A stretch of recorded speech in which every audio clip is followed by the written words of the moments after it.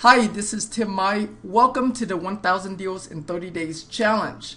We are now on day number 26. Whoa, we are coming really close to the end of the 30 days here. And I'm really excited you made it this far. Congratulations. We are still in Module 4 here, how to close and get paid.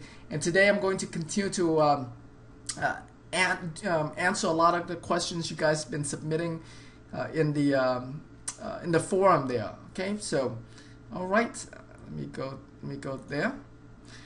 Okay, let me go here. You go.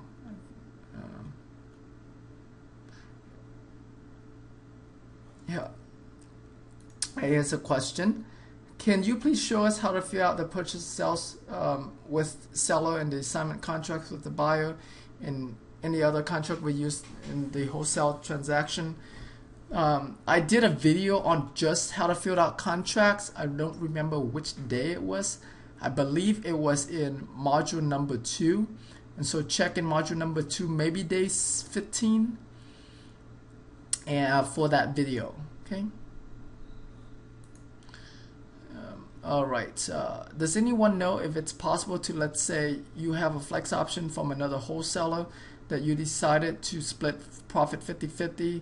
Could I do another flex option with another wholesaler and split my 50-50 with this third wholesaler? The answer is yes, you can do that, certainly. I have a question. I live in Hawaii and I'm still looking for buyers. I've been sending out emails, making calls, and most are realtors. No one has responded to my emails and I'm at a dead end. I kind of knew going into the challenge that it was going to be tough for me because I'm in Hawaii. It's really tough right now. My question to you would be, do you think that I should start marketing for buyers outside of Hawaii, looking for wholesale deals outside of Hawaii? Are there not any rental properties in Hawaii? That would be one question I would ask. Just look for ads, look for local newspapers.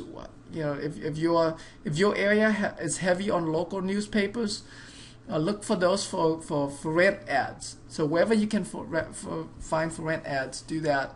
I mean, I know there's plenty of investors make money in Hawaii, so I would start there. But yeah, I mean, worst case scenario, you certainly can do wholesale deals outside of Hawaii. Okay. All right. Let me see here. Tim, let me see. Tim, when I can't scroll this thing down. Hold on here. Yeah, get this to work. I can't scroll just a little bit. I don't know what's up with this Excel file. Tim, when one of my buyers buy another wholesale deals, how can I be sure that the wholesaler is not going to try to go to my buyer for the next deal? I would not want my buyer to buy other deals that I do not get paid for, as well as buy other wholesalers deals and not have enough money to buy for my deals. Yeah, that's not something you're gonna be able to control, buddy. You know, once they do business with the other person, they certainly can. So it's your job to build good relationship with them and let them know that, you know, you are the person that can bring them, deals. And yeah, and so just build strong relationship with them. That's all you can do. Okay, Tim, I have a question on today's training session on finding other wholesalers, but I didn't say what to say to them. Okay, well, I already did a training video on that, so make sure you catch that. Okay. All right. Thank you so much for giving us this fantastic opportunity for us to do these deals. You are truly amazing for your generosity. Thank you. I guess George. Question 1. I have some discounted deals that I'm trying to sell. Do I send the seller a purchase and sales agreement between seller and me and then use an assignment contract with the buyer? Yes, you certainly can do that if you are dealing directly with the homeowner. Question number 2. Should I put the property under contract with the seller first before I give the address of the property? Yes, you need to protect yourself. Either a contract or a flex option. Protect yourself first. I have a flex option on a property, but the seller is out of town. How do I make this work in regards to closing with my end buyer and getting keys to view the inside of the property?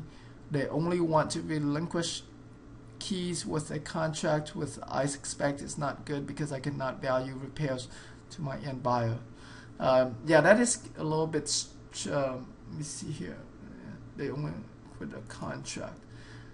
I have a flex option, but the seller's out of town. Okay, so with the flex option, the seller's not willing to relinquish the keys for you. I see.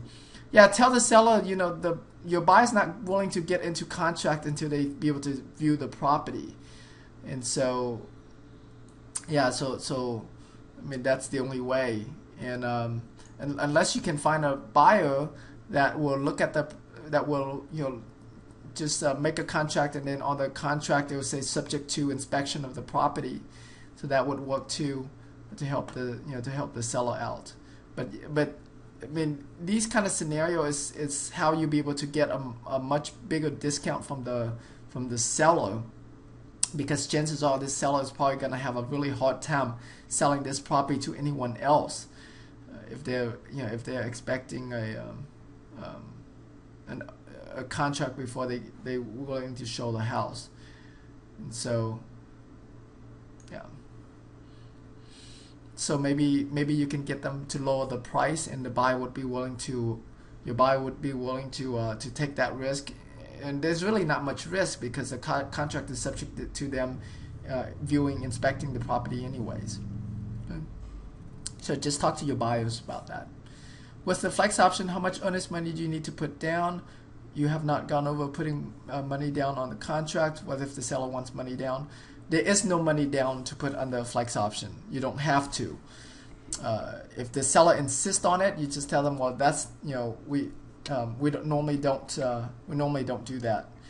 This is just the normal way our company do business, because we work with a lot of sellers, we work with a lot of buyers, and so we don't want to tie up a lot of earnest money on a lot of properties. And so but we are here to work with you to get your property sold, and you have nothing to lose, right? Because if you find a buyer before I do, then then you get to terminate this flex option.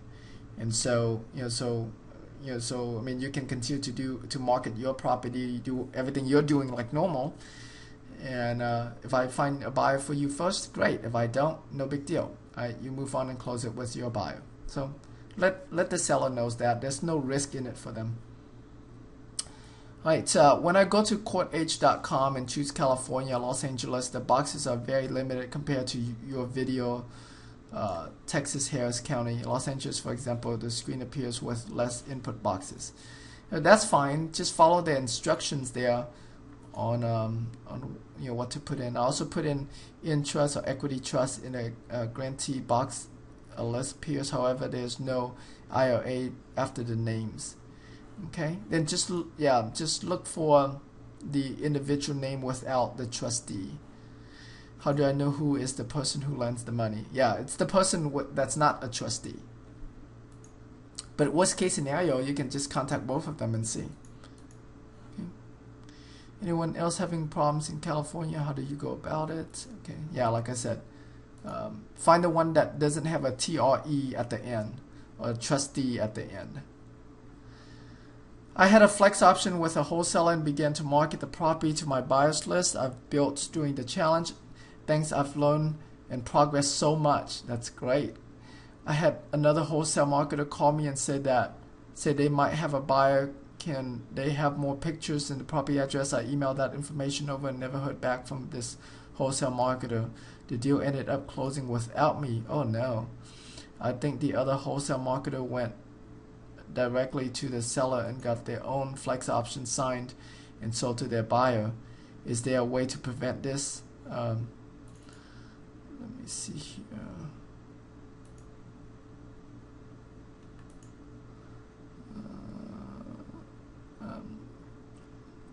Alright, is there a way to prevent this? Should you not release?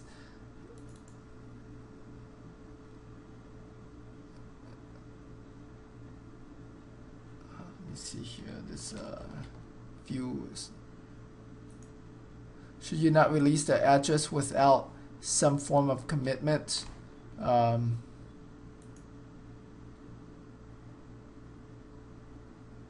email the information. Hold on, guys. I'm going to adjust my screen here. Never mind. I'll just read it to you, okay?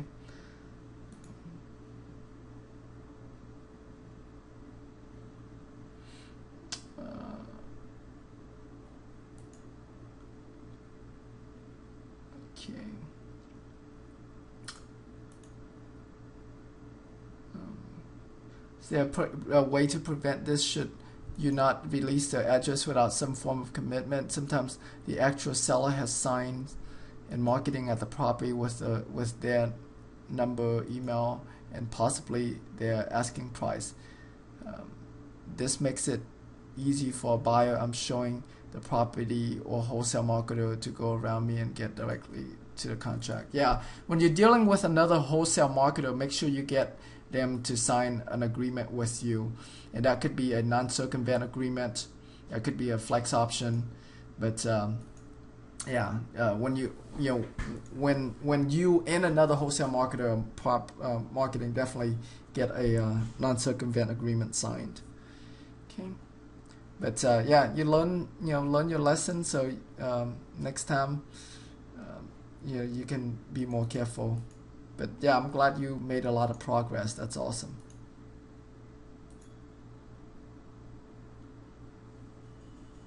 And this Excel thing is not cooperating with me. Tim, what will the closing agent do if we don't have the property contract for closing? They'll just tell you what contract they need, and so you just go back to the seller or the wholesaler and update the contract. It's not a big deal. Okay, let me see here. I'm a little behind, and we'll be contacting private lenders today. In the video, Tim says the grantee is the lender and the grantor is the one who receives the money. I was thinking maybe he misspoke. This doesn't seem right to me because grantor sounds like someone who grants someone money. It's not granting money, it's granting the deed of trust or granting the mortgage. And so the person who's receiving the money, they're signing a deed of trust, meaning so they're granting to the person who's loaning them the money the ability to foreclose on the property and get the deed to the property if they don't make the payments as agreed. So no, I didn't misspeak. Okay, so it's not about granting the money, it's about granting the deed of trust or the mortgage, depending on your state. Okay. Grantor is the one who gives, and grantee is the one who receives. Not necessarily about the money, just give and receive anything. Okay. Has anyone called grantees yet and found out that these people who lend money?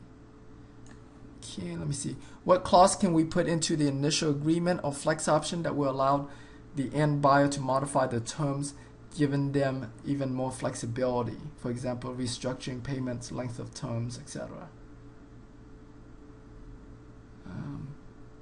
What clause can we put into the initial agreement or flex to modify the terms? Modify the terms, given them even more. Well, you can't do that unless the seller agreed to that. You can't modify terms without the seller permission. But you certainly can use the special provision to do those things.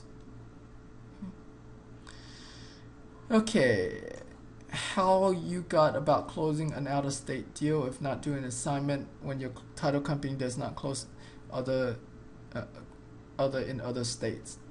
You can either find a national title company or just close with a title company that the property is in. So it'll be the same state that the property is in. Okay, or the same county that the property is in.